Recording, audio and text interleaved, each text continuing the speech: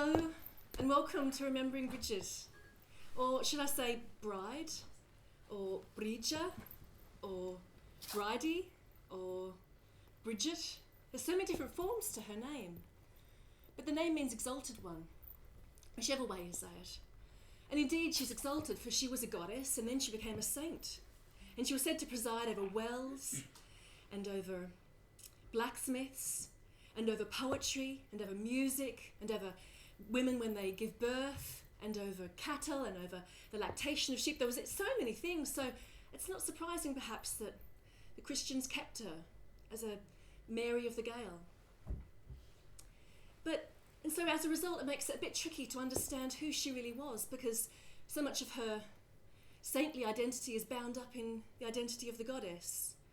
And so much of the goddess identity is kind of bound up in the texts that were written by men who were trying to write his story, a story for men, and also a story to recreate a kind of Irish Israelite thing in the old books. So we have looked at some facts for this performance, but actually this isn't a story about facts. It's really quite mysterious and enigmatic, for Brigid is such a figure. And I suppose to me she kind of symbolises a kind of creative, gentle, empowered force.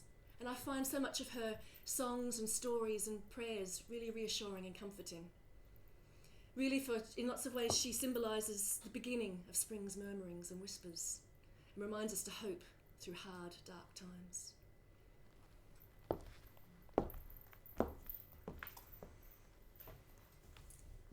And when St. Brigid lived in the 5th century, she was building monasteries. And she went to Kildare, where there was a beautiful old sacred oak tree.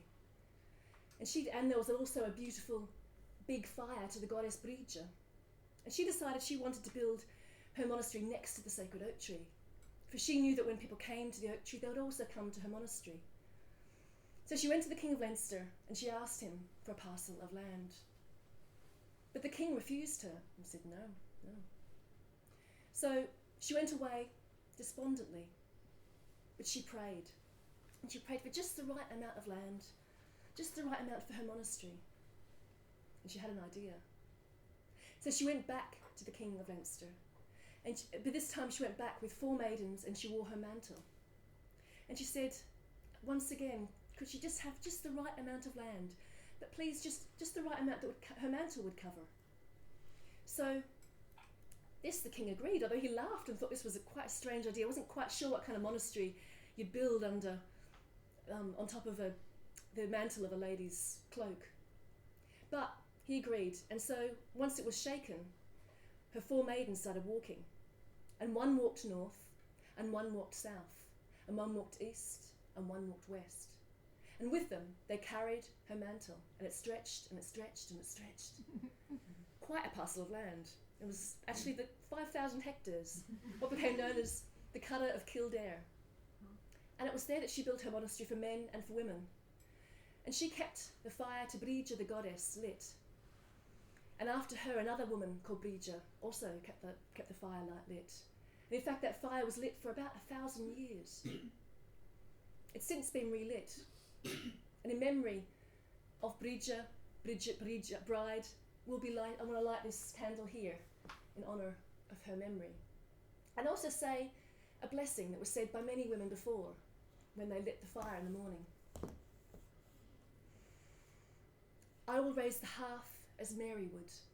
The encirclement of Bride and of Mary be upon the hearth.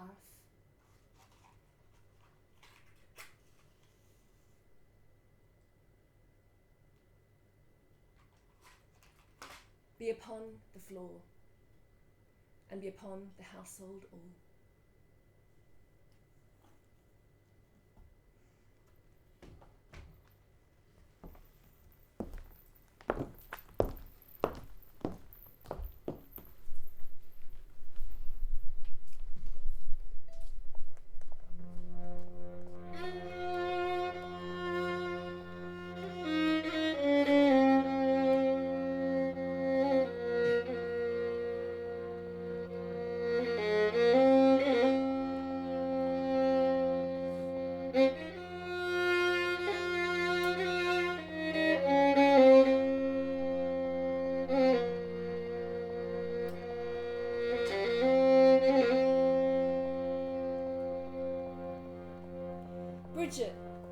daughter of Dougal the Brown, son of Or, son of Art, son of Con, son of Criara, son of Cairbree, son of Cass, son of Cormac, son of Cartach, son of Con.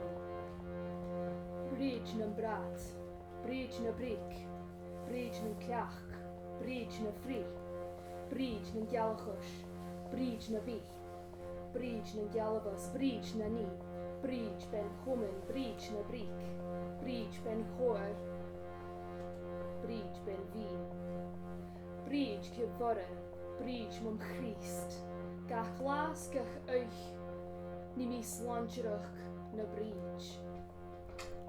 Each day and each night that I say the descent of Brigid, I shall not be slain. I shall not be sworded.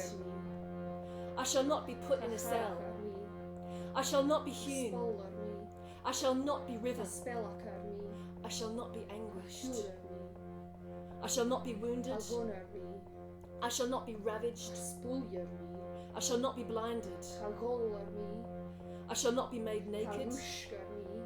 I shall not be left bare, nor will Christ leave me forgotten. No fire shall burn me, nor sun shall burn me, nor moon shall blanch me, no water shall drown me, no flood shall drown me, no brine shall drown me, no seed of fairy host shall lift me, no seed of airy host shall lift me, nor earthly being destroy me. I am under the shielding of good Brigid each day. I am under the shielding of good Brigid each night. I am under the keeping of the nurse of Mary, each early and late, each dark every light. Brigid is my best friend. Brigid is my musy song. Brigid is my helper. Brigid is my dearest. Brigid is my guide. Brigid is my dearest. Brigid is my guide. Brigid is my dearest. Brigid, my guide.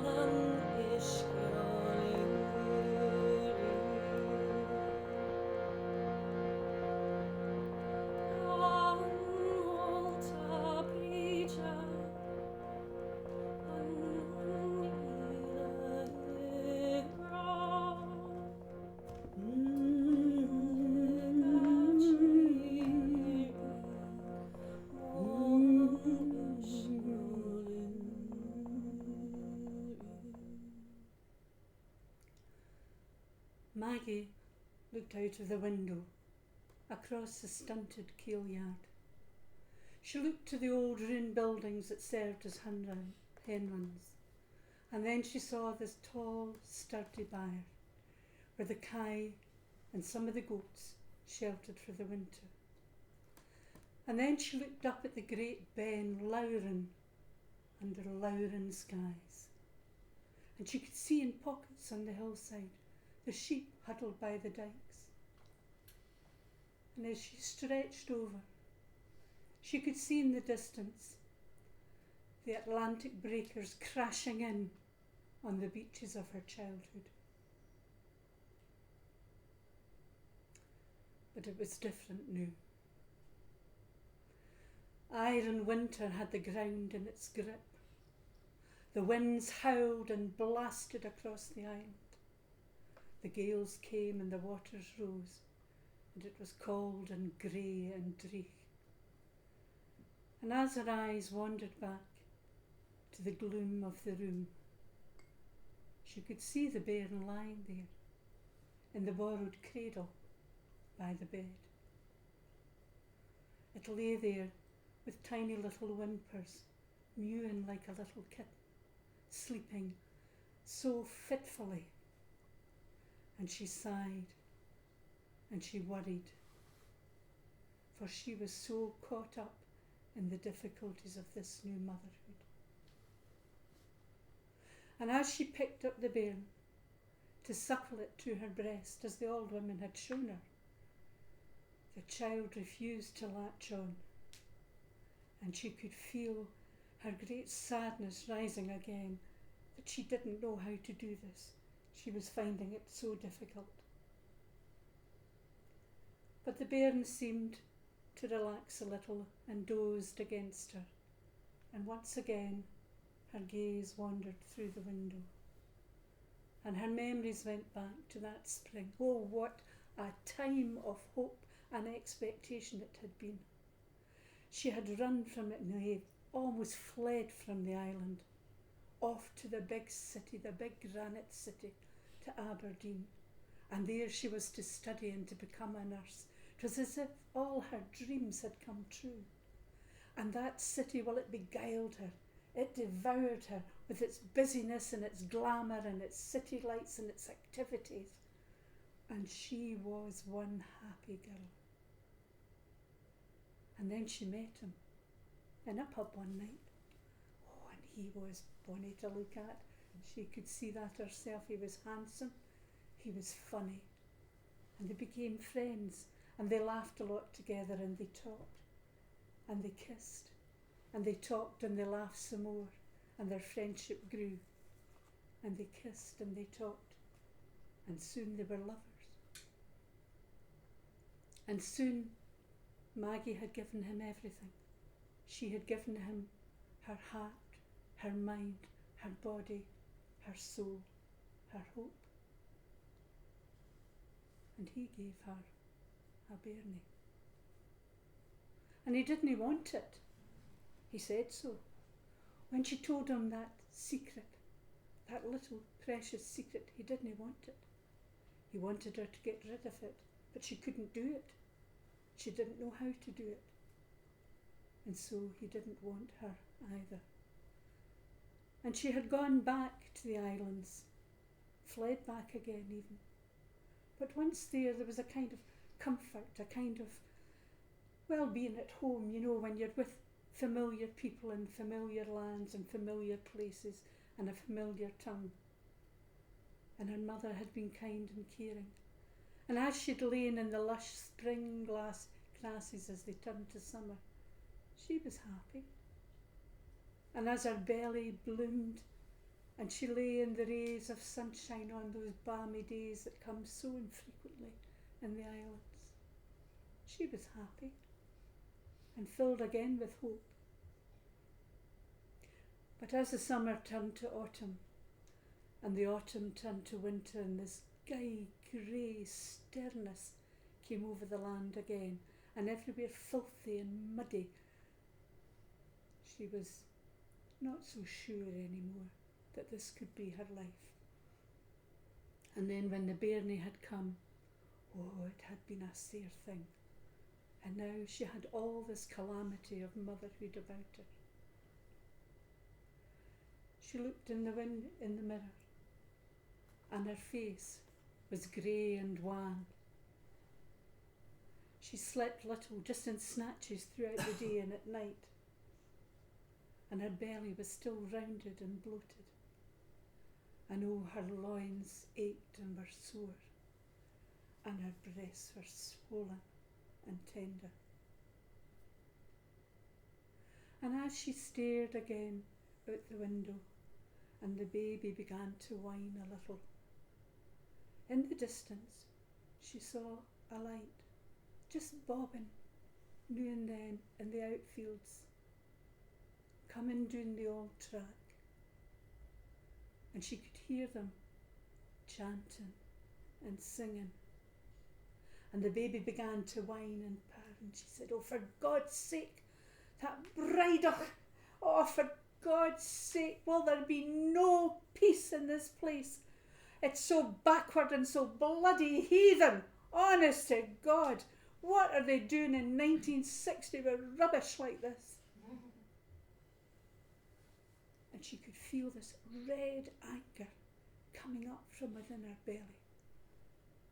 And she put the bairn down and strode into the living room.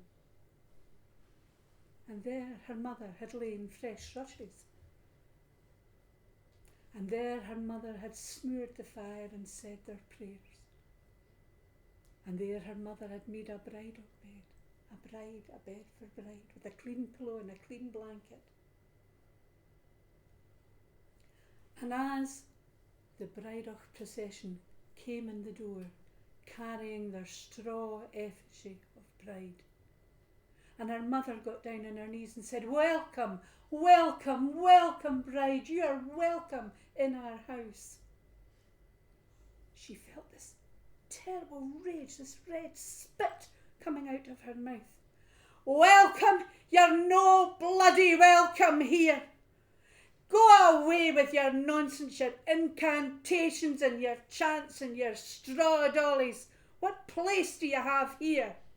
You're no welcome. Get out the lot of you. And mother, for God's sake, get off the bloody floor and stop humiliating yourself. Well,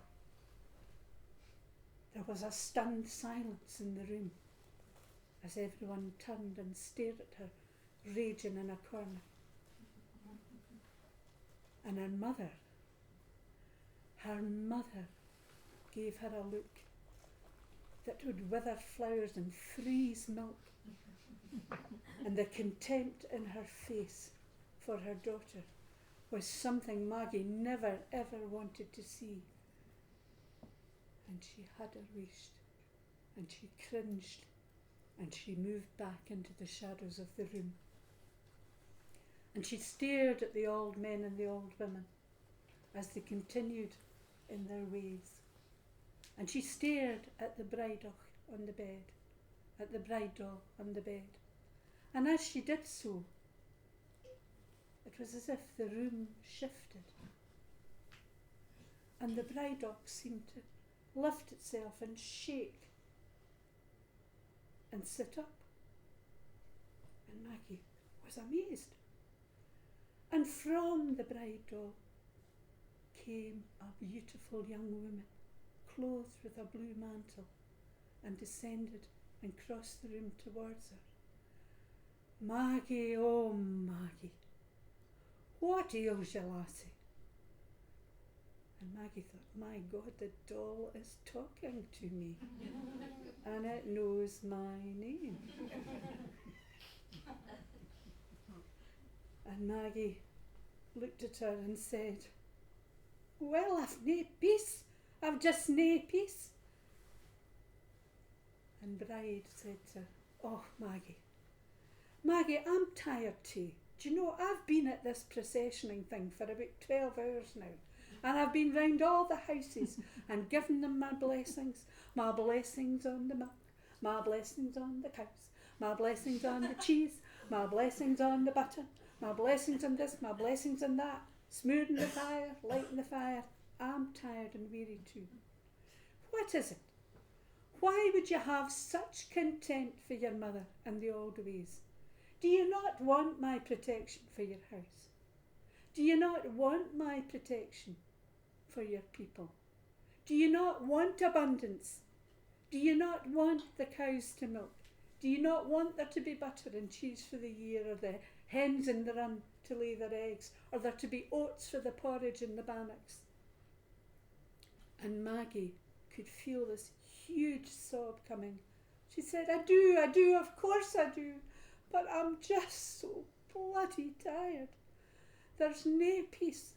I don't know how to look after it, this bairn. I can't even think of a name for it. And I'm just so very, very tired. I'm not sure I can do this. And Bride walked forward and opened her cloak and enfolded Maggie. And it seemed to Maggie that the room shifted again, and there was everybody where they were before, as if nothing had been said or done, and the bride on the bed, and they were even feeding it milk. And she thought there must be a poly bag in there or something, for none of it was leaking out. Well, they went on drinking their milk and eating bannocks and some of the cheese from the last year, and her mother got out of her pockets, her apron pockets, some eggs still soiled from the hen run, and gave them to the chief bearer. This is my gift to you and to Bride. And the bearer blessed her, and with that the procession left and crossed the threshold and went on its way to the next house. And her mother turned to her and said, Oh, Maggie, will I wet some tea? I've got a fair drouth in me after all of that. And Maggie then heard the bear crying lustily again in the bedroom. And instead of the dread that had followed her for the last few days since the birth, she felt this exquisite pain in her breast that would become familiar over the next few months. She said, Oh, Mother, I think my milk's come in. And her mother laughed. They both laughed, the old gin and the young girl. And she said, And you know, Mother, I think I've thought of a name. I think you'll like it. She said, What if I call the bairn Bridie?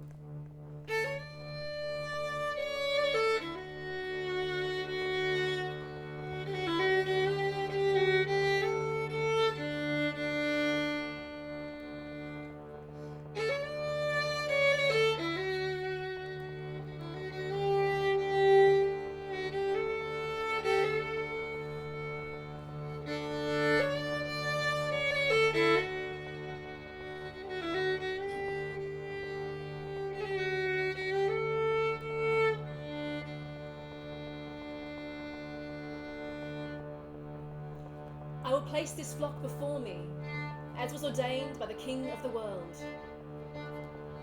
Bride to keep them, to watch them, to tend them, on ben, on glen, on plain. Bride to keep them, to watch them, to tend them, on ben, on glen, on plain.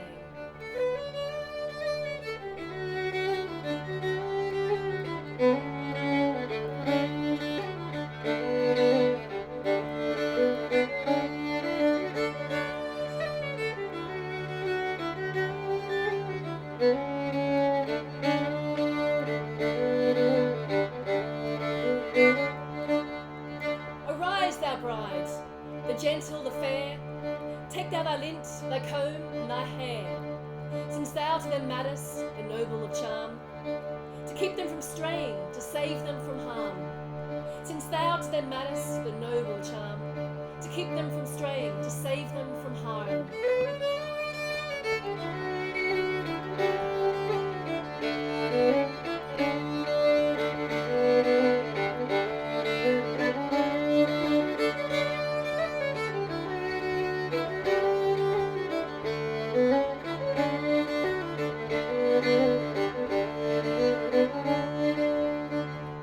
Mary, Mother, tend thou the offspring all.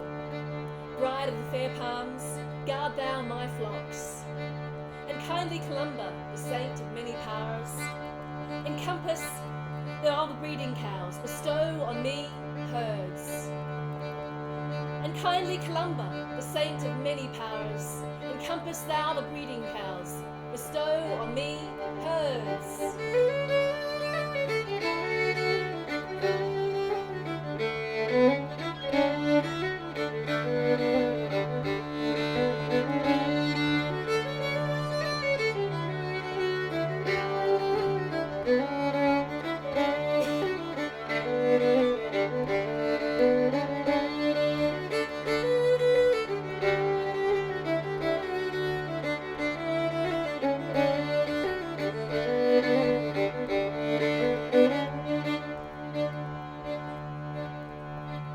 That was the herding lesson, and this now is the charm of the churn.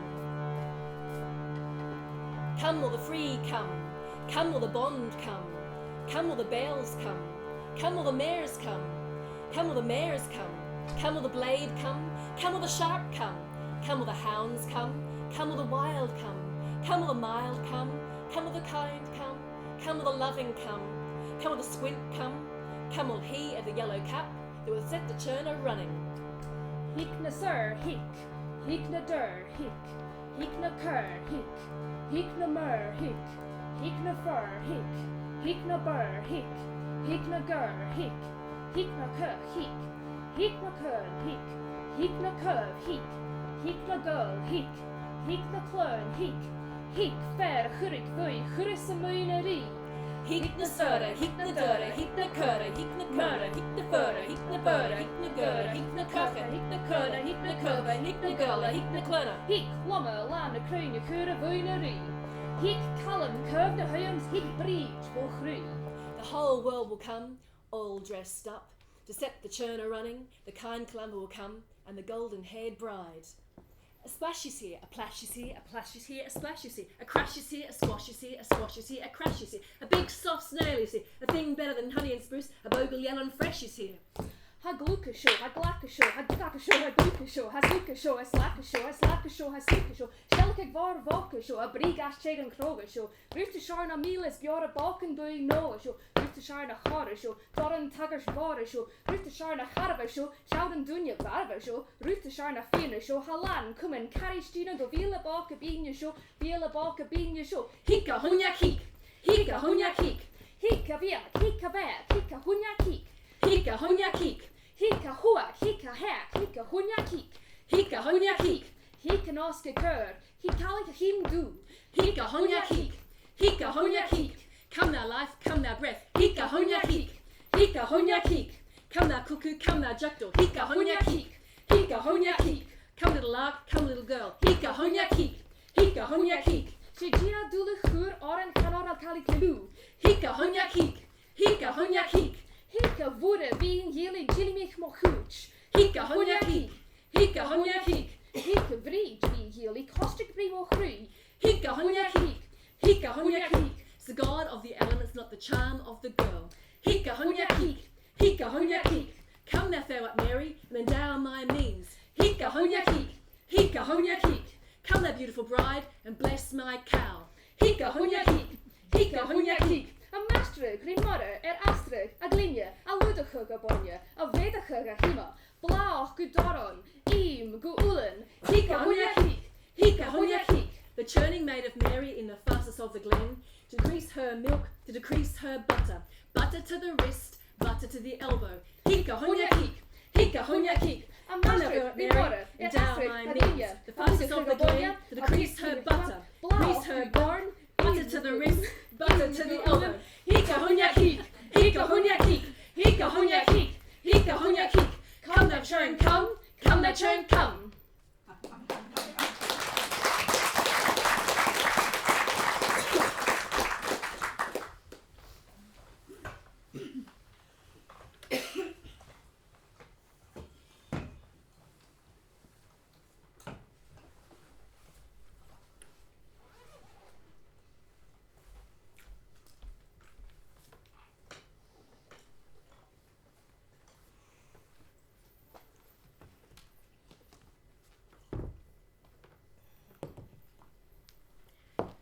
So the story of invasions and war upon war has much been the bane of the history of Scotland, Ireland, Britain, mankind's history around the world. And so, in Irish mythology, they even wrote a book called the Lavor Gavala Éireann, and in it they listed mythological invaders and wars. And this is a story from that book called The Second Battle of Magtudath. It includes the fight between two mythical races of the Tuatha Dé, a supernatural, godlike race who seem to embody everything that is light and beautiful, and the Foveri, a more dark-like race who are not too dissimilar to what the Viking were, who were actually quite busy raiding when this book was written about 1,000 years ago. So Nuada, now he was a king. He was the king who took the Tuatha Dé to Ireland and fought with them victoriously in the first battle of Magtudath. However, he injured his hand in that battle. And in keeping with tradition, no king should remain in power if he was not a full able body. Even though Giancecht, the great healer, he made for him a perfect hand out of silver, and it moved in all the right ways, but still he was not able to remain as king. So in his place, Bress, a prince, was chosen to replace him. Now Bress was the result of a fated love between Eriu and Alatha MacDalbeath. Now, Eriu was the daughter of the Tuatha Dé, and Alatha, he was the king of the Foveri. And when he was conceived, his father said, he'll be so beautiful that after him, anything in the land will be said of it, it is a breast that is so beautiful. However, the real root meaning means fight or uproar. But he was indeed a beautiful, good-looking man. Beautiful long hair and a really lovely ruddy earthiness to him. And when he became king, he was married with Brigid, the daughter of the Dagda. She was a poetess, and she had powers over the fire and over cattle. And Bress, he had powers over the sun and over agriculture. So their powers kind of helped each other, possibly. But actually, they made a good union, and they had indeed a beautiful son who had red hair, and they called Ruadan. And so it was thought that Bress's leadership would unite the two divided yet connected peoples of the Tuatha Dé and the Foveri. However, once he was in power, 3 Foveri kings imposed their tributes upon all the land. It was a hard time. And then Bress, he requested from all the people to have all the produce from the cows that were brown and hairless. And this the people gave him cheerfully, as there were not too many brown, hairless cows. But by a little devious, clever trick, Bress at Beltane got all the cows to go through 2 fires. And in doing this, all the cows got all their hair singed off, and they all became brown and hairless. So that way, he had monopoly on all the produce of the cows and greatly impoverished the people, taking away their main source of food. And then in addition to this, all the warriors and gods were reduced to serving him. And they did complain bitterly, for it didn't matter how often they visited his court, but their knives were not greased by him, and their breath did not smell of ale. And then they also didn't see their harpists, their pipers, their satirists, their poets, their storytellers, their warriors, all their champions proving any of their skill in his court. A poet came to stay, and he was given a small dark cell with no bed and nothing to sit on. He was given 3 dry cakes. And so in the morning he announced to the court, without food on a dish, without cow's milk on which a calf grows, without the company of storytellers, let that be Bress's condition. Bress's prosperity no longer exists. That was quite a statement for a poet to say. Things had become hard. Times were hard. The land was hard. The people had grown hard, and Bress even harder still. So the Tuatha Dé, they got together to talk with Bress. They asked for their sureties that no further tributes would be placed upon them. Bress gave them this. And in return, they gave him restoration of the kingship for 7 years more. However, they regarded him as not properly fit to rule from that time on, and he was scorned. So he fled to his mother, and he asked where his father's people were. He was scared, and he was really anxious because he wanted to remain king. He quite liked being king. But he went to his mother and he asked where his father's people were, as he'd not met them before. And before he was born, his father had given his mother a ring from off of his middle finger.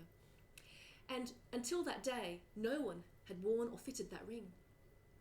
So his mother took him and the ring to the seashore, and she put the ring upon his middle finger, and it fitted exactly. So then they went forward across the sea, across to Tory Island, which is where the Fovery are said to have lived. And there, Bress was excited. He met his father for the first time. But then his father said, "What force brought you out of the land you once ruled?"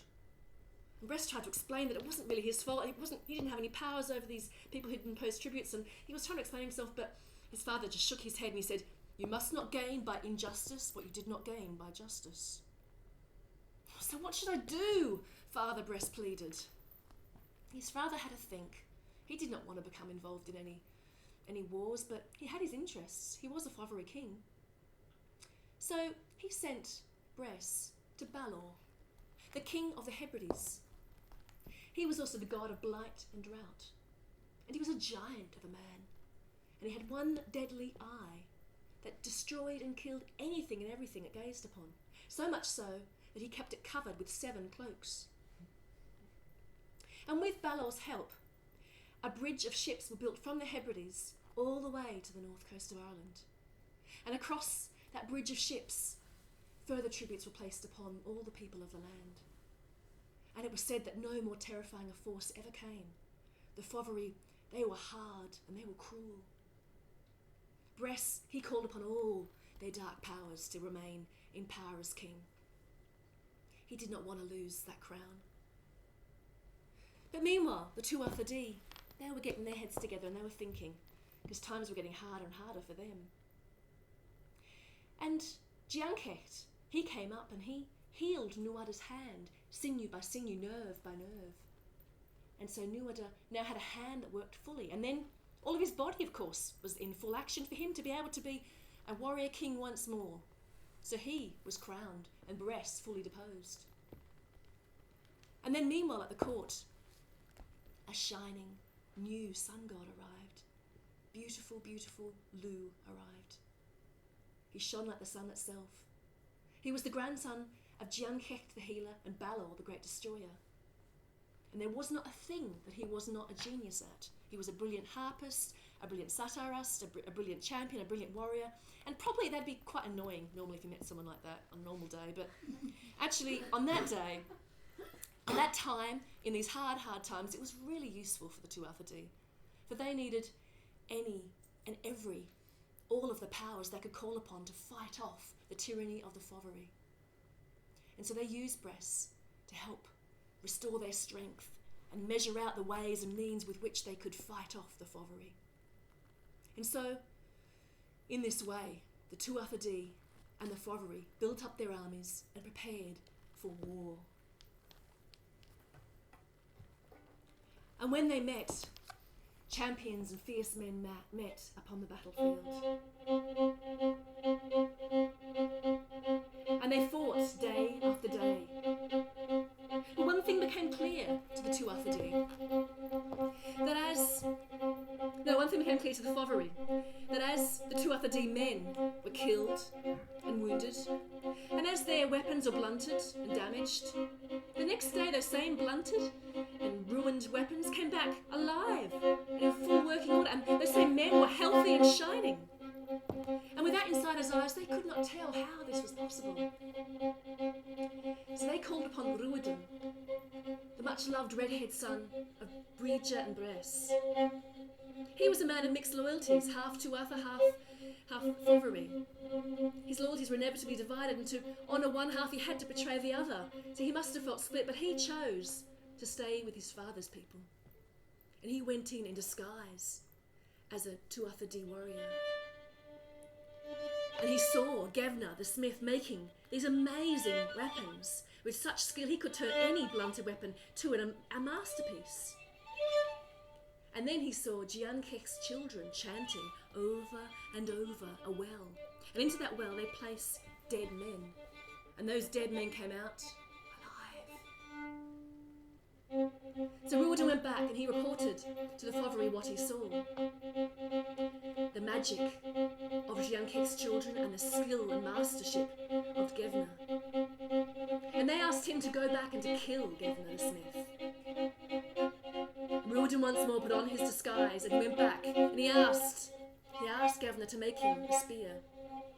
This Gevna made him, and when he gave it to him, it was a masterpiece of a spear. But Ruadin, he took it and he thrust it into Gevna. And to his disbelief, Gevna pulled it out and he hurled it right the way through Ruadin.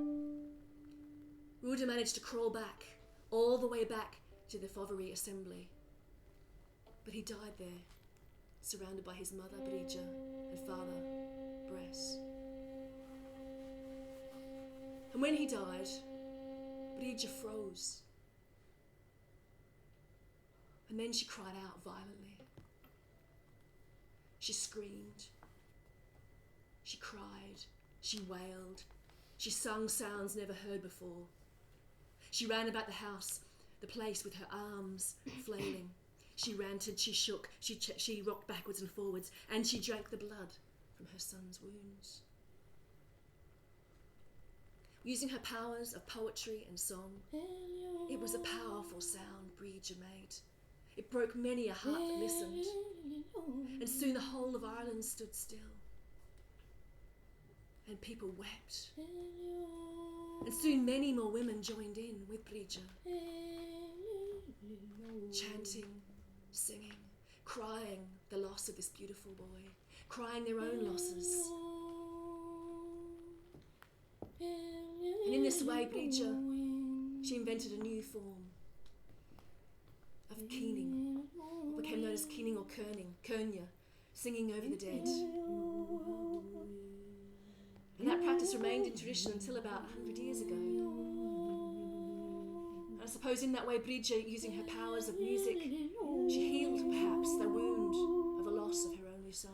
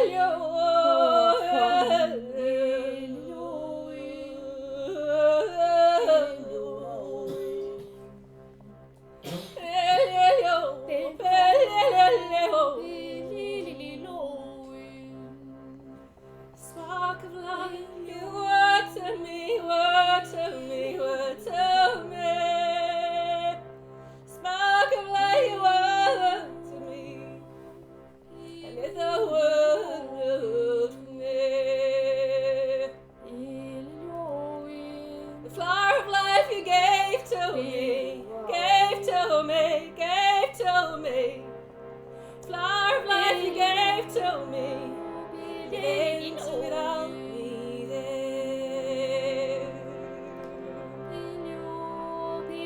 Cold and deep blew through me, blew through me, blew through me. Cold and deep blew through me. The flowers they froze in the snow. Like the night you were cast down, were cast down, were cast down. Like the night you were cast down, red blood red.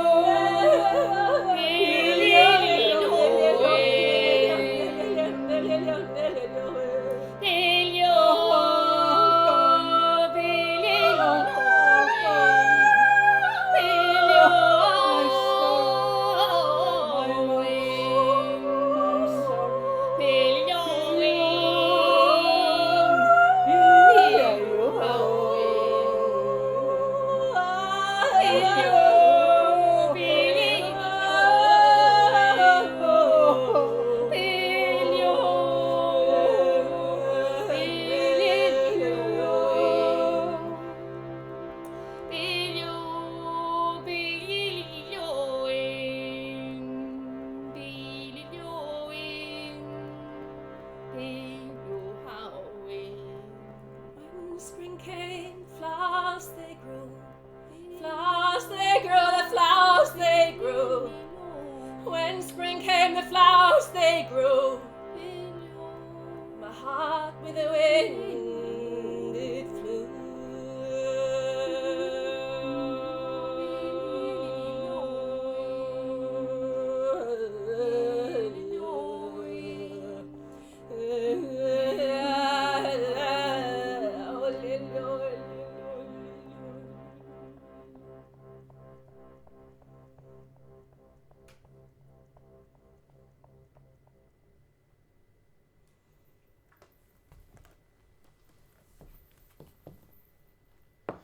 Brigid, she continued keening like this for 3 days and 3 nights, until Ruadin's body was in the earth, and the earth covered it.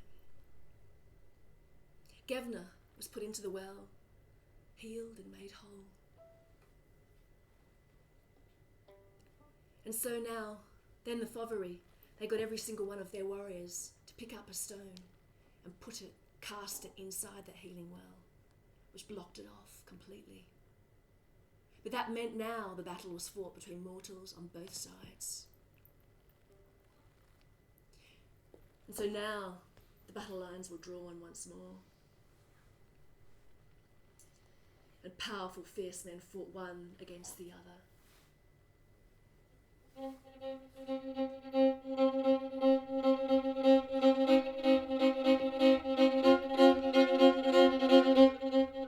But the Fovery, they had strong, harsh armour, and they'd put themselves into fierce battalions, so strong that to fight them was like bashing a head against a cliff.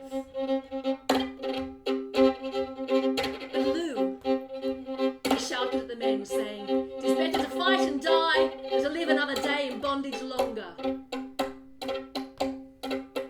And he chanted and jumped around and around on one foot with one eye shut. I'm not quite sure why, but I think it probably intensified the fervour and frenzy with which he sent the men into. Maybe increased the power of the chant, because the men, they became ferocious, and they rushed onto the battlefield with a frenzy that met the frightening force of the Fovery. And as they fought metal against metal,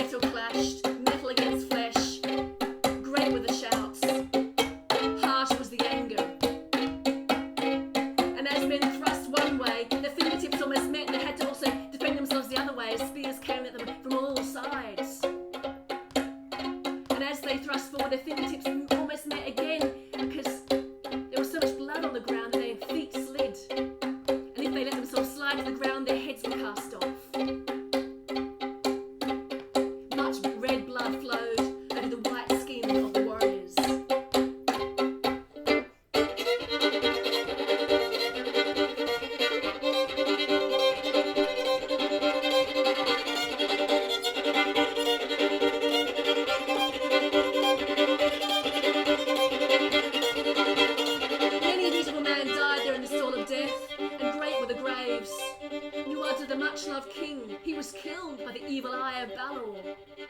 And when Lugh discovered this news, he ran round about Balor, and he shouted at him, cursing him. And Balor, not recognising the sound of his grandson's voice, he went to lift his eye. And when it was just only a little bit lifted, Lugh cast a slingshot into that eye, and the eye went back and back into Balor's head, and finally Balor felt the force of his own eye, and it killed him. But as he died, he fell forward, squashing 27 Fovri warriors in his path. And then Bress was captured. But he begged Lugh. He said, better to save me than to kill me. I've got powers, you know. And Lugh, he said, okay, well, what can you give us then, eh? And Bress said, well, the cows will always be in milk. And Lugh said, but you have no power over their age nor when they calve, so that's no good. And then he said, well, okay, you can have a harvest every quarter. And Lugh thought that might confuse things. So he said, well, actually, you don't need to give us as much as that. Just tell us when men should plough, when they should sow, and when they should reap. And Bress said, okay, say to them on Tuesday they should plough, on Tuesday they should sow, and on Tuesday they should reap. So Lugh thought that was pretty good, so he let Bress live. But that was only according actually to the Lavor Gavala era. And according to another old text that I read, it said that Lugh forced Bress to drink and drink and drink a powerful red liquid until he drowned. But what would you have for this failed king? For many a beautiful man died there in the stall of death, and great were the graves. The Fovri were defeated, and they slid back to the shadows of the land, back to the islands. And then when the battle was over, the Dagda picked up his harp, and he started playing the harp. And he played sorrowful music on the harp, so that the women wept. Then he played joyful music on the harp, so that the men and women laughed. Then he played sleep music on the harp, so that all the people slept.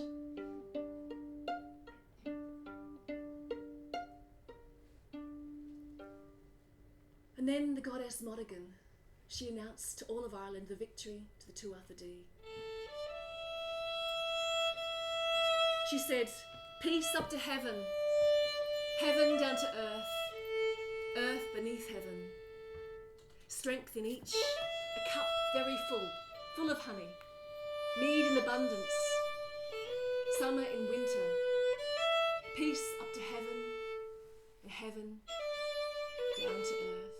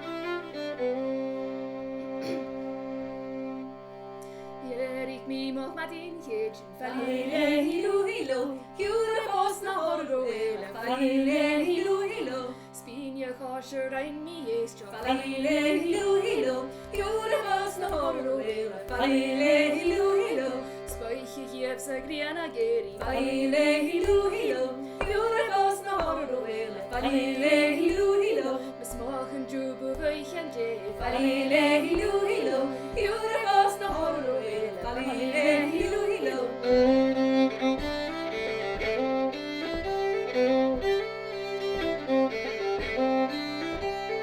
Smjorichen varna gegen Falile hilu hilu, jure vos na horro ele. Falile hilu hilu, Busche ken os kjonens leve falile hilu hilu, jure vos na horro ele. Falile hilu hilu, Brika linja hanna levri falile hilu hilu, jure vos na horro ele. Falile hilu hilu, Busche ken os kjonens leve falile hilu hilu, jure vos na horro ele. Falile hilu hilu, Kroer arienna gemli falile hilu hilu, jure vos na horro ele. Falile hilu hilu.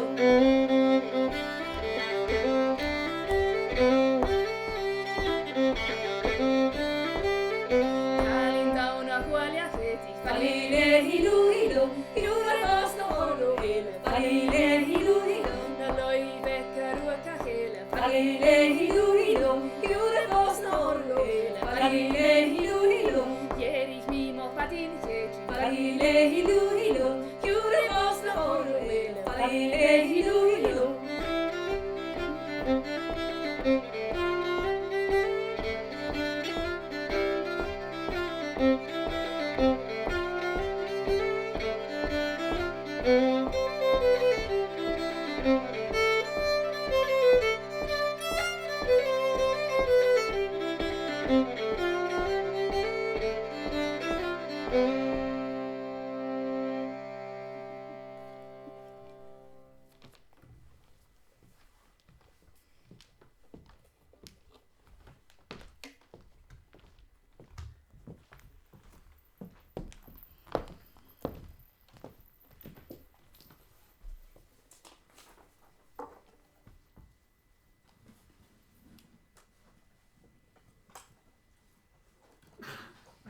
On the day of bride, the queen will come from the mound. I will not touch the queen, and the queen will not touch me. The serpent will come from the hole on the day of bride, though there should be 3 feet of snow on the ground.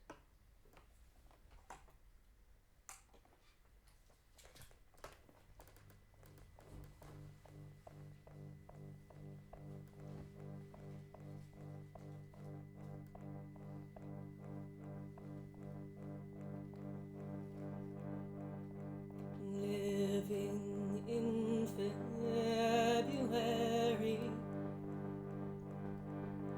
all year through, playing with shadows,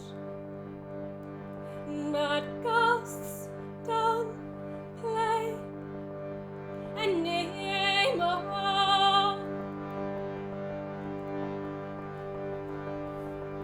Days spiral out of control.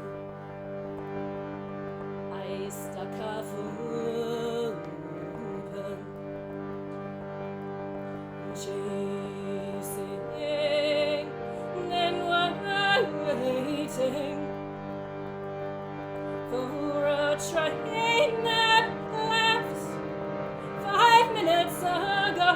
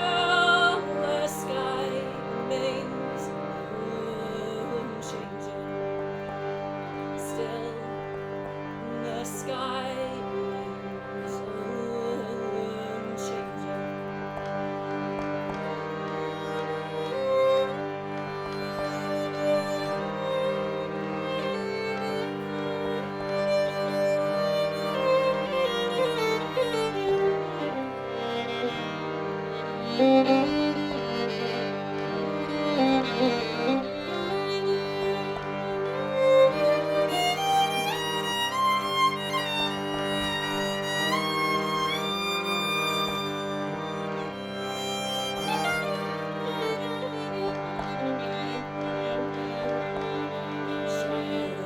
whisper in the lovely room. It's still the same, it's still the same. Oh, memory, with no memory. You left me behind, still collecting stones.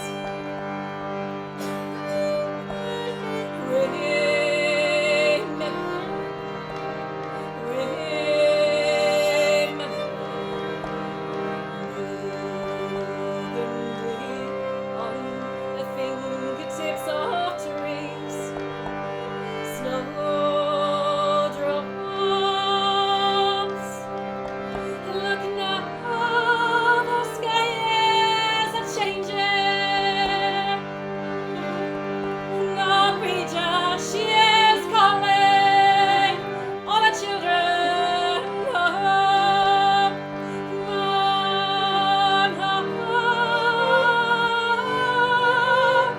Home, back to life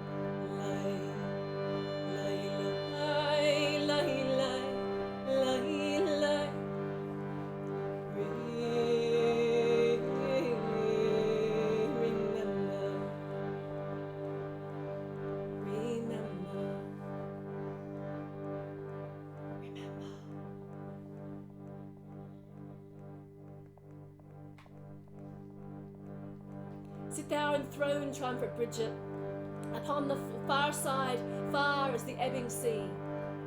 Thou art the sovereign lady, whose banded host presides over the children of Cathar the Great. Brigid is the smile that smiles on you from Cora's land, of each generation which it has reared from Liffey to Lorne, and has made ashes. O Brigid, whose land I behold, and on which on each one turn has moved about, thy fame has outshone the fame of the King. Thou art over them all.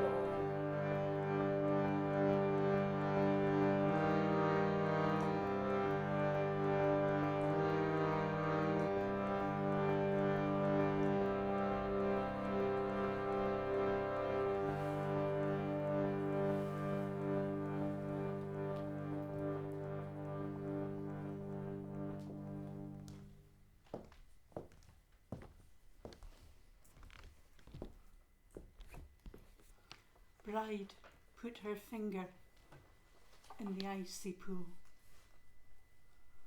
and away went the hatching of the cold, and away went the mother of the hatching cold. The story I'm going to tell you now is the story of Angus and Bride, the love of Angus and Bride, and the marriage of the Angus and Bride. And this story tries to explain the changing seasons in Scotland. For Bera, the old hag, was the goddess of winter. And as her reign came to its end, Bride, the goddess of the spring and the summer, took her place.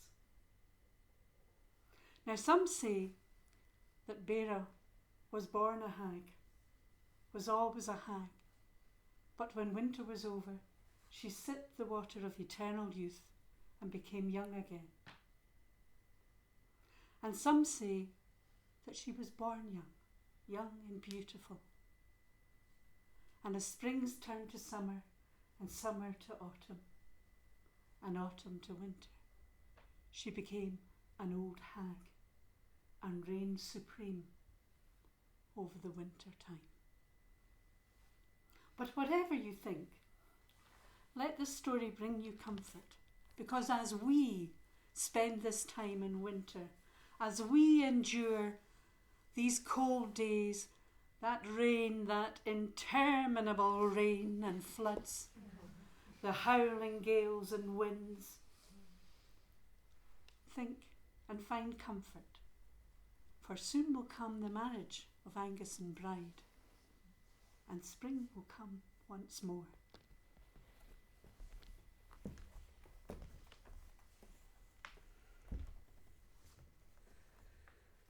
Now Bera was an old hag. She had lived for hundreds and thousands of years. And it's said that Bera the hag built Scotland. She took clods of clay from the ocean and she dropped them on the land. And that she made mountains from them and used them as her stepping stones. And the only tool she had to do this was a hammer. And she hammered and she thumped the land, and she made glens and she made valleys. And when she had finished, she looked at all she had surveyed, and she looked to the highest mountain, Ben Nevis, and she made it her home, her castle, her throne. Now Bera had 8 helpers, 8 other old hags, who rolled across the land, and whenever they touched the land turned hard and cold as iron, because within the hammer, the black hammer that Bera carried, was all the cold, cold chill of winter. And wherever they went, smiting the land, hammering down the green shoots, knocking the buds off the trees, the cold endured. Now Bera was as ugly and as terrible as you could imagine. Her skin hung loosely about her, wrinkled from the hundreds of years that she had lived, and its colour was blue, the blue of a corpse's lips. Her hair was brittle and white, hard as hoarfrost, and hung long and rigid about her shoulders. Her teeth were red little stumps, rusty little red stumps, all rotted and gnarled. She was huge and tall like a giant, and her clothes were grey and dreek. And in the middle of her head, she had but one staring, crazy eye that was as sharp and as keen as an eagle's. Now Bera had captured a young princess, the Princess Bride, and imprisoned her in her castle. She treated Bride cruelly and unkindly. She dressed her in rags so she would not remember that she was a princess. She was jealous of her youth and her beauty, and she sent her to work with the servants in the kitchen. And one day she gave Bride a very difficult task. Bera gave Bride a brown goat's skin, a brown sheep's fleece rather, and said to her, "Take this and make it white. Scrub it till it's white." Bride could not believe what she had been asked to do, but she took it, and she took it to the pool, the red pool on the mountain below the water pool, and there she scrubbed, and she scrubbed, and she scrubbed, and she scrubbed, and she scrubbed again, and again, and again, and again, but no matter how hard she scrubbed, that fleece would not turn white. So that evening she took it back, and she said to Bera the hag, "My queen, I have scrubbed this fleece all day, but still it is not as white as the snow, still it is brown." And Bera scolded her, as she often did, and said angrily, "You lazy little hussy, that's just as brown as when I gave it to you." "Oh," said Princess Bride, "but, oh Queen, I have worked all day scrubbing at this, scrubbed until my hands were red raw, but I cannot make a brown fleece white." "Silence," said the old hag. "You will scrub this fleece white." For Bera had no kindness in her heart towards Princess Bride. "You will scrub this fleece tomorrow, and the day after that, and the day after that, and the day after that, until you have done my bidding. Now be gone! Get from my sight!" Oh, Bride turned and wept. And the days that followed were sorrowful days for Bride. And she felt as if she scrubbed that fleece till the world came to an end. It would never be white. And as she sat by the pool one day, scrubbing away and weeping bitter tears, she saw an old man with a long grey beard. And he came upon her and said, "Who are you? And why do you weep?" And Bride said, "I am the Princess Bride, and Bera, the old hag, has captured me and is keeping me imprisoned in her castle, and she's asking me to scrub this brown fleece white. I ask you, how can such a thing be done? It is impossible." And the old man said, "I am sorry for your troubles," and looked on her kindly. "But if you give the fleece to me, I will make your fleece white." Well, Bera could not believe her luck, and she gave him the fleece. And Father Winter took the fleece, and he shook it once, twice, 3 times, and to her amazement, the brown fleece turned white. "Oh, thank you, thank you, thank you," said Bride as she took the fleece. "You have saved me from an impossible future." And the old man said to her, "Now, Bride, when you give that fleece to Bera the hag, if she should scold you or be angry with you, give her these." And in his hand he gave Bride some white snowdrops. "And if Bera asks you where you got them from, say you found them growing beside the firs in the woods. And tell her too that the cress is growing on the spring banks. And tell her too that the green shoots are pushing up through the meadows."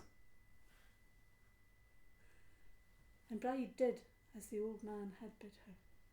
And when she got back that evening, she gave Queen Bera the fleece and said, "I have made your fleece white." But Bera did not look at the fleece.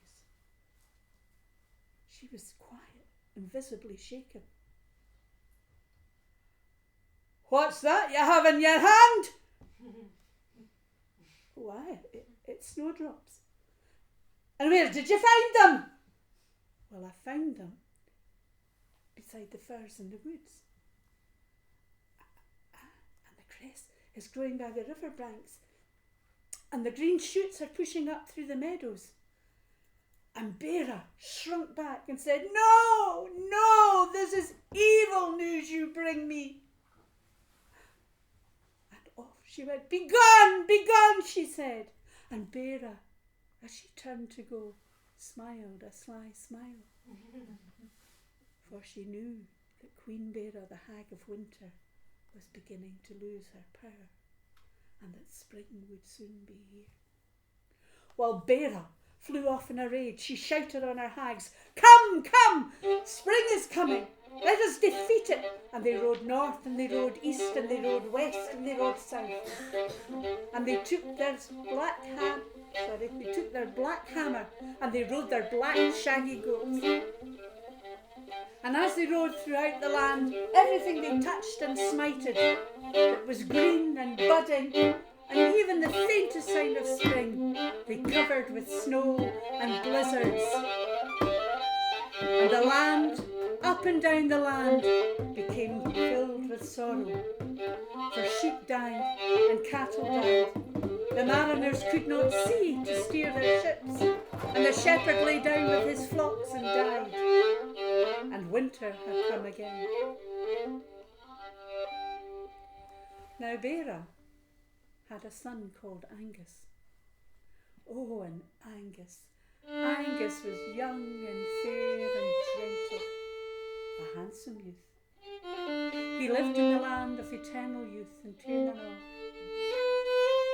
in the Green Isles out in the Atlantic. And time never touched him, nor age wrinkled his face. For when summer came, he would be the king of summer, and he would rule with his queen. Now Bera knew this, and because she knew this, she kept Angus from meeting his love, his future queen, Bride, whom she had imprisoned in her bed. But Angus dreamed such dreams of Bride. He saw her in his dreams, gentle and beautiful, surrounded by the spring flowers. But he also saw that she sat beside the pool and she wept bitter tears, and he yearned for her. What was her sorrow? And beside her was an old man with a long grey beard. "Who is this girl, and why does she weep so?" And the old man said, "Why, it is the Princess Bride, and she weeps for sorrow, for she is a prisoner of Bera the Hag." And Angus, when he awoke from his dream, told the King of the Green Isles about it and said, I long to free her." But the King of the Green Isles warned him, "Do not go now, Angus, for now is February, the time of the wolf, and the sea will still be a tempest, and you will not be safe till the green shoots come through the land in spring." But Angus said, "But I long to go. I will take 3 days. I will borrow 3 days from the summer in August, and I will put them into February, and I will still the oceans, and I will still the sea." And this he did. And as the oceans and the winds died down and everything slumbered gently and green came to the land, he got on his white steed and he rode across the Minches, and he rode across the islands, and he rode to the Grampians of Scotland. And there he arrived as the dawn was coming up, and he stood there glimmering and shining and radiant in his cloak.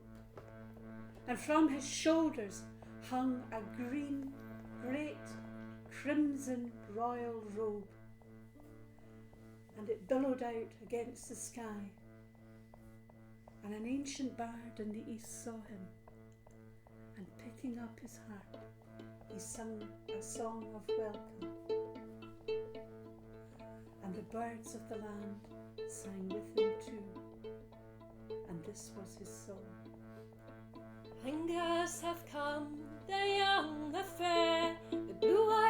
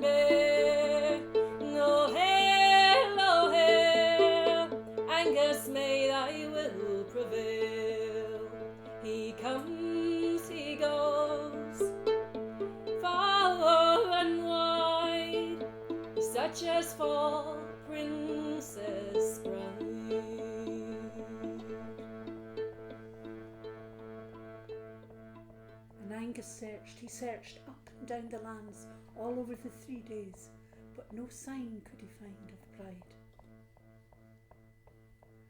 But Bride had seen him too in a dream. She had seen this young and handsome lad searching for her. And as she wept warm tears and they fell on the ground, spring violets rose up. And Angus dreamed of her again and looked for her, until one day he saw her in a wooded glen. And there he looked down on her, and there she was, a beautiful, beautiful maiden, surrounded by all the flowers of spring, the violets, the little primroses, the daisies. And as he took her in his arms, he said, "Oh, Bride, I have dreamed of you." And Bride said, "I have dreamed of you too, Angus. I saw you searching for me." And as they held each other, it seemed that the land grew warm beneath their feet, warmer still. And they looked on in wonder as the Queen of the Fairies came with her handmaidens. And the Queen of Fairies took her wand and waved it over Bride. And Bride was transformed into her summer glory. Her dress was silver, inlaid with shining lights of the sun. Her hair, long, brown, golden tresses, fell down to her waist and was decked with the flowers of spring. And as they went with the Queen of the Fairies, they returned to the Queen's Hall. And there they were married, with a great feast and great singing and great joy and great poetry.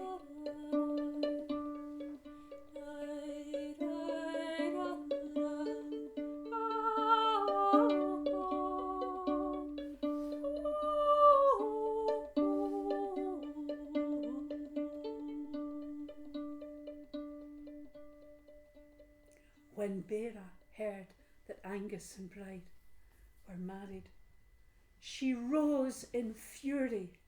"Stop the spring! Stop the spring coming!" she shouted to her hags. And they mounted again their shaggy goats, their black shaggy goats, and rode north, south, east and west again, smiting the land wherever they could, destroying winter. And Bera brought forth 3 winds. First she brought the whistling wind, the shrill, squeaking, whistling wind that howled across the land, that brought the blizzards and froze the animals where they stood. Next, she brought the go-bag, the shrill, sharp beak wind, for it raged like a sharp-billed bird. And it pecked and it bit and it went into every nook and cranny so that nothing was untouched by its cold. And last of all, she brought the sweeper wind, the sweeping wind that scoured the land, went in whirlwinds and tore the branches from the trees. And hurricanes and gales covered the land, and no man was safe. Animals and many people died, and the land went hungry. But all this had exhausted Bera, and she began to grow weak. And Angus, who had escaped back to the Summer Isles with Bride, came and tried to take over the land again. And try as she might, she could not stop the spring coming. And each time she drove Angus back. But each time a little bit more spring came, till at last she decided to summon one last fierce wind. And using her magic, she took the 3 days of winter that Angus had replaced with the 3 days of August. And she called up the spirits of these days They were tempest spirits, great black furies. And she cried, "Long, long have you been bound, but now I release you. Tempest go free, tempest roar!"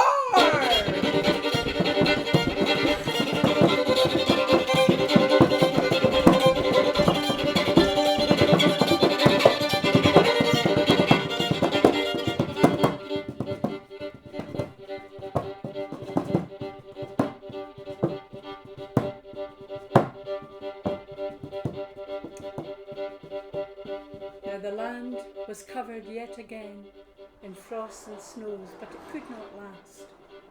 The winds came again, but they could not last. The hail came again, but it could not last. And the cold came again, but it could not last. For Bera had been sorely weakened by all this effort to prolong her winter. And as the days began to lengthen, and when the days became equal day and equal night, Angus returned with his bride to Scotland and reigned for the spring. And Bera, growing tired and defeated, took her black hammer, this chill hammer, and threw it under a holly bush. And she got in a boat, and she rowed out to the Summer Isles, to the land of the Ever-Young. And there, it is said, she sipped at the well of eternal youth and fell fast asleep.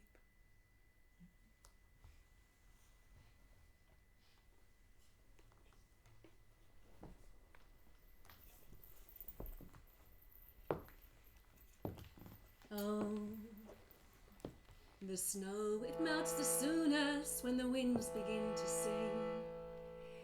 And the corn, it ripens fastest when the frosts are setting in. And when a young man tells me that my face you'll soon forget, before we part, I'd bet a crown he'd be fain to follow me. Oh, the snow, it melts the soonest when the winds begin to sing. And the swallow skims without thought as long as it is spring. And when spring blows and winter goes, my love, you'll be fain. With all your pride, you'll follow me right across the stormy main.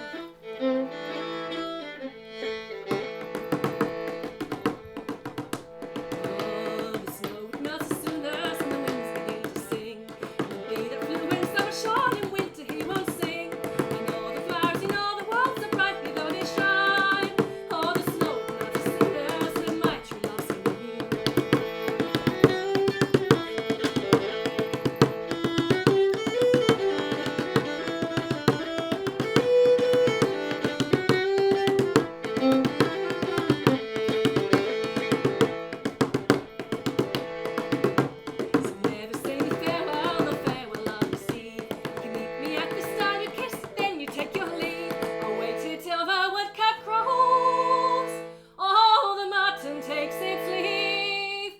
Since the snow it melts